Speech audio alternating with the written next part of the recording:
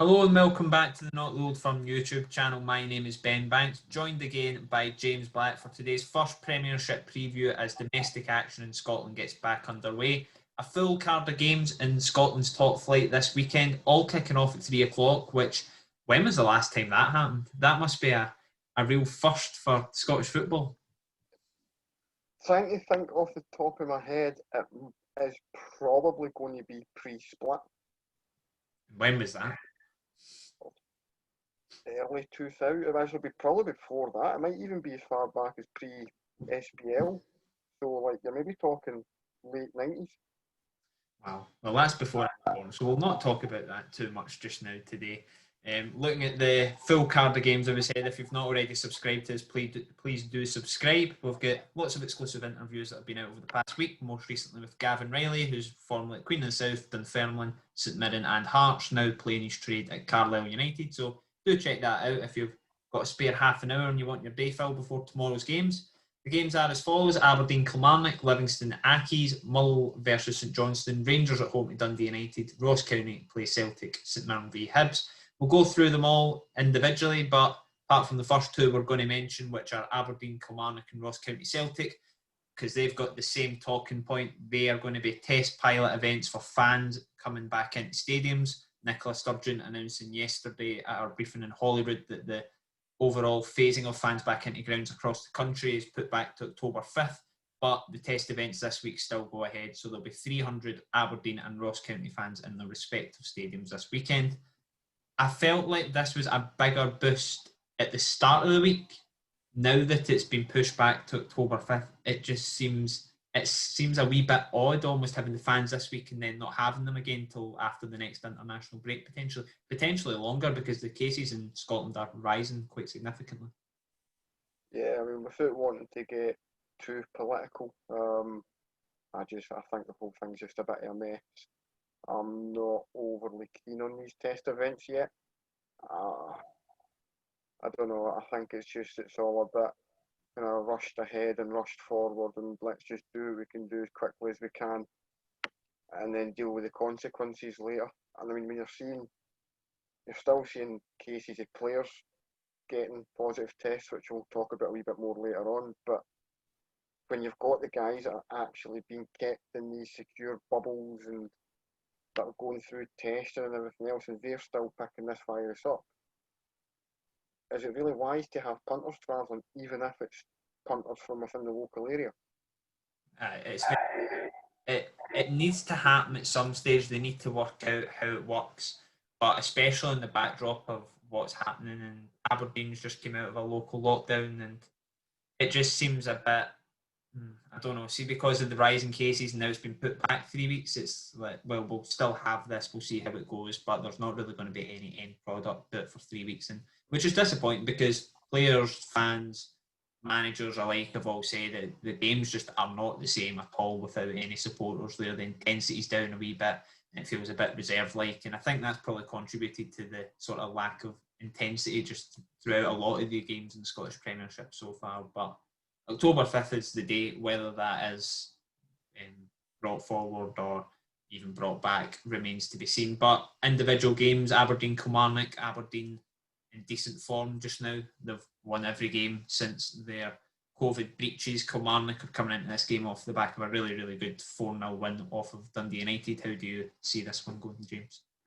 It's going to be a really good one. This I think Aberdeen should probably sneak it, but I think it should be a really interesting game between the two. Aberdeen have kind of really hit their stride since the COVID stuff happened up there, and yeah, they're just think McInnes has kind of got them. Kind of they're all pulling in the right direction. They're playing some decent stuff, and they're getting results. Which, I mean, at the start of the season, the first kind of couple of games, I wasn't impressed with Aberdeen. I watched the kind of their early European thing with it, and I thought they were really poor going back to front. It was long ball stuff. It wasn't a good football to watch, and it didn't seem to really be getting much results either. But the last kind of few weeks, it has really stepped up. So it will be interesting to see just how they click on Saturday. I think Ross McCrory's made a big difference up there. I think he's kind of given them that bit of steel that they needed. But on the flip side, I think Kilmarnock's one of these teams that are kind of a bit underrated, I think, in kind of how good they can be on their day. I mean, you've seen it against Dundee United, who they've had a good start to the season themselves. They're totally shreds before internationals. Yeah, Kilmarnock were very good in that game. From what I've seen, and the goal that Rory McKenzie scored, it was goal of the season contender and didn't win goal of the month. Do the math. But I think Barisic's free kick was better. No, it wasn't. That's not even a debate. Anyway, no, not even a debate. But no, I think Aberdeen probably should have the edge in it, especially with the. It will be a week. I know it's only 300 fans, but that's 300 more that's been in games for the last 6 months. So that you would like to think, would give Aberdeen a bit more incentive to, well, we're playing in front of fans for the first time and probably the last time in who knows how long. See, I would disagree with you on that simply because it's still going to have the same reserve game feel. I mean, I don't know if you've ever been and done reserve game development games and what have you, but that's roughly the sort of numbers you get at those kind of 150, 200 up to 300. Well, have you seen the rules as well at Aberdeen? It's the completely agree with them. No, well, I think they obviously have to be there, but it basically means you go here, you sit in your seat, you sit away from people, you be quiet at full game, and you leave at full time. It's not going to be the same football experience for the fans either. It's not, but they can't expect it to be, given the circumstances, everything that's going on round about. Yeah. Ross County Celtic's the other test event, obviously focusing on Ross County here. Stuart Kettlewell's side, I think in the first 5 games it was the best start to a season in the Premiership for Ross County, and unfortunately they were beaten 1-0. Stuart Kettlewell perhaps saying somewhat controversially against Livingston. I was there. He was saying after the game to the press that he thought that John Guthrie had fouled Ross Stewart, I think it was, in the box, and up the other end a similar foul occurred for Ross County, and the referee gave it John Beaton, who then apparently after the game, according to Stuart Kettlewell, treated him like a second-class citizen. So I think the SFA brought about charges for Stuart Kettlewell after that game. But focusing on their game tomorrow, it's obviously a tough task against Celtic, as it always is for clubs like County. But decent enough start to the season. They've looked fairly solid. They're again one of those teams that are absolutely horrible to play against, but they're good they seem to be getting better at what they do. Can't help think County are on a hiding to nothing here. It's one of these games where I've seen it a million times from Celtic, where they've maybe not been in the best of form. They've had a break for international games or for whatever reason, and they've come back and they've just blown somebody away in their first game. And it's kind of my expectation for this one. I mean, it's a shame too, because County's had a fantastic start, and I'd love to see them continue. I would really like to see County kind of keep it up and kind of make a real prolonged push for a top 6 place this season. But Saturday's almost a free hit for them anyway. But it's how they react from that in the next game. That's going to be the big question for Kettlewell and his staff. Yeah, it's weird, these games. I don't think clubs like deeming them as free hits, but at the end of the day, I mean, if you get a good performance, and I mean, who knows? We'll wait and see. It would certainly throw up a few questions elsewhere if Ross County were to get any sort of points or even any sort of decent performance or trouble Celtic. But move on to our next game, and the big talking point in Scottish football this week, overshadowing perhaps in recent days at least the news of the test events at Aberdeen and Ross County, has been St Mirren Hibs. St Mirren affected by COVID-19 troubles in the build-up to this. Jack Alnwick was confirmed as a positive COVID test before a second unnamed player has recently been named as another player with a positive COVID test. And as we record this, the game is still going ahead, although remains to be seen. We've seen it before, the Scottish Government and the SPFL putting their heads together and deeming games can't go ahead under circumstances. I mean, we've seen it with Aberdeen when they had 2 players tested positive, that their game was called off, obviously a bit different circumstances. And we heard from Jim Goodwin yesterday, who explained Jack Alnwick's diagnosis. Says he was sort of forced into it just because of the other self-isolation incident at Hamilton with Lee Hodson, who happened to be Jack Alnwick's housemate. So there weren't many guesses to be had as to who it was at St Mirren after Hamilton confirmed that news. But St Mirren are very clear that Jack Alnwick did no wrong.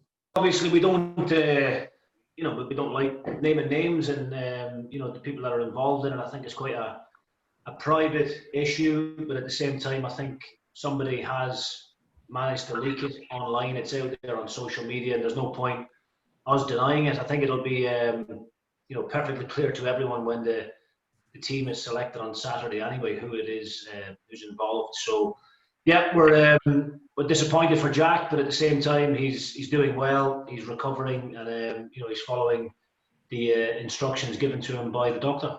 I think there's already been examples of clubs who have been affected by it, and players and staff members, and sometimes clubs manage to keep it under the radar, and sometimes it's not possible to do that. So this is something that's just going to continue to happen throughout the course of the season. As long as this virus is here, then footballers and every other member of the public will continue to get it. What I can say from our point of view as a club, there's no way that Jack has picked it up while he's been here at Ralston or down at the stadium.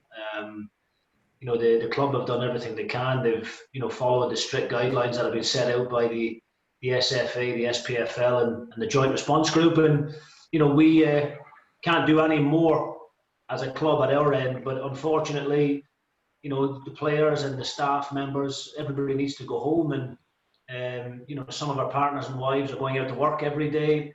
I've got 3 kids at home who are going to school on a daily basis and mixing with hundreds of other children. So, we can only do what we can within the environment that we work in.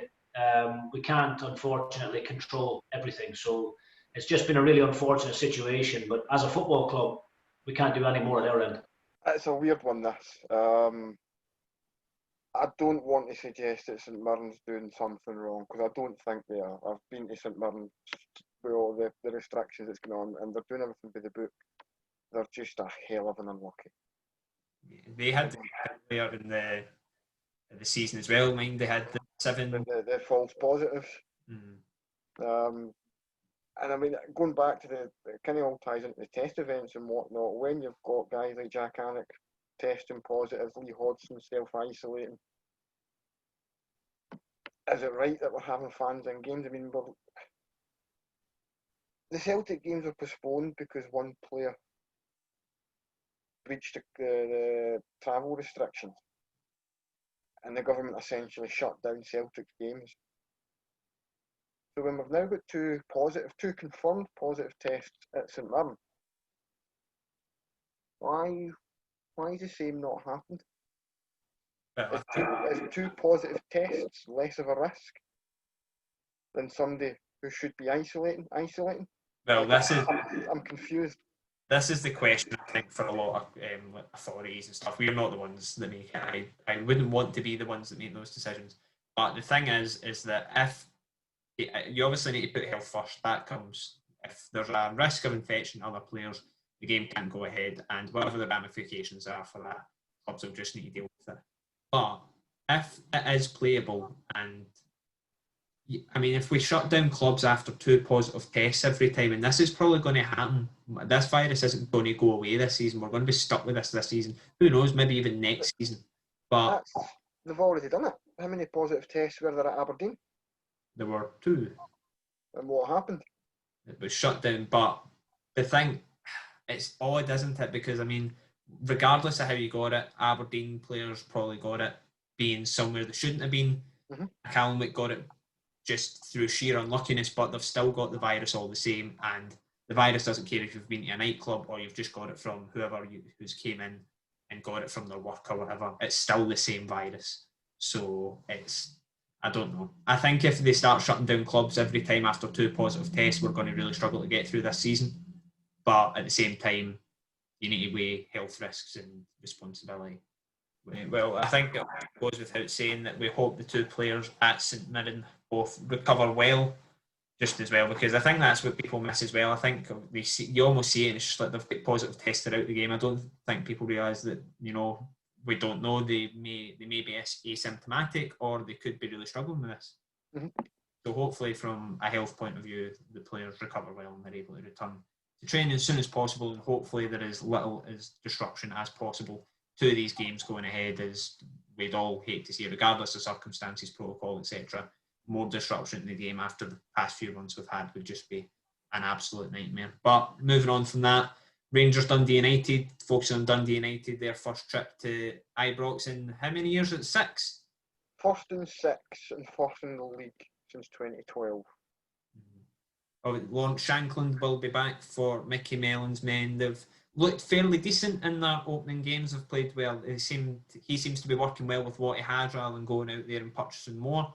And in the games I've seen them, I've watched them a few times, it looks like they're really good sort of back to midfield. They maybe just missed that wee killer touch up front, which, bringing back Lawrence Shankland, who's scored, I think, over 60 goals in the league between League One and the Championship in the past 2 seasons, will surely help fill that void, but he'll have a tough task at Ibrox this weekend. He's going to have probably the toughest task he's had in his career, I think.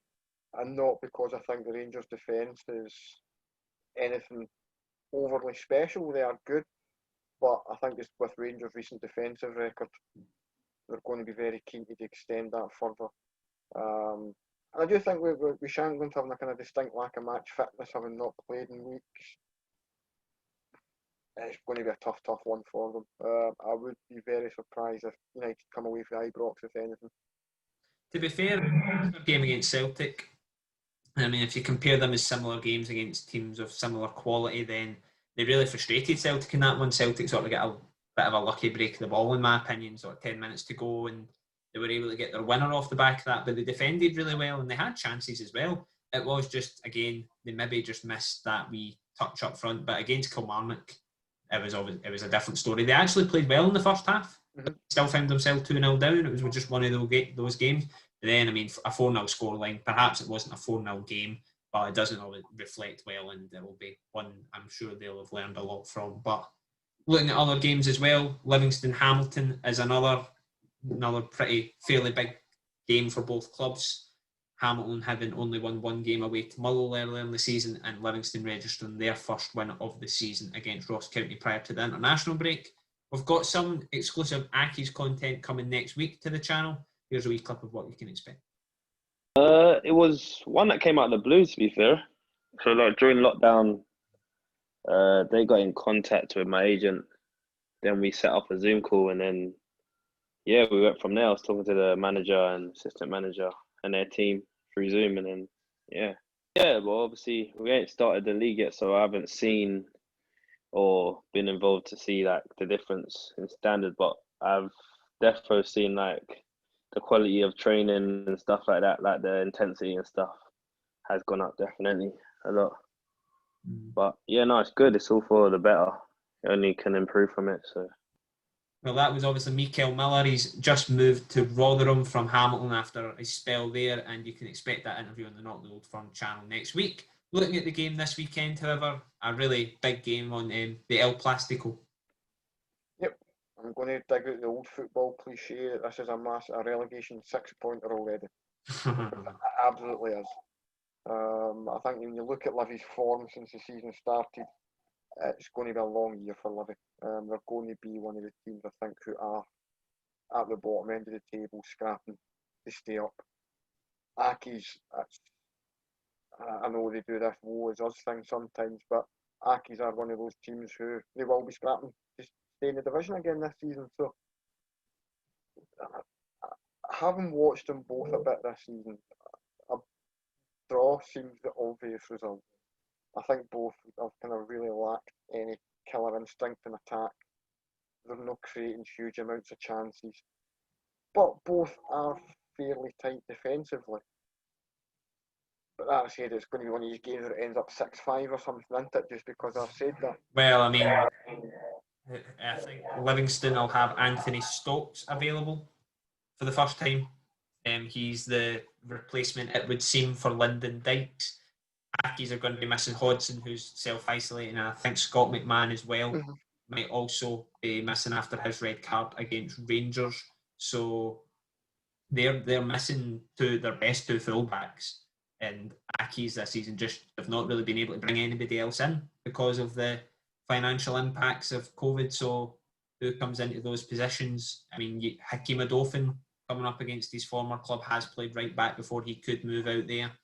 And as Aki's fans have seen this season, Brian Rice doesn't mind playing players out of position. I think David Moyle in the Lanarkshire Derby started at left mid and things like that.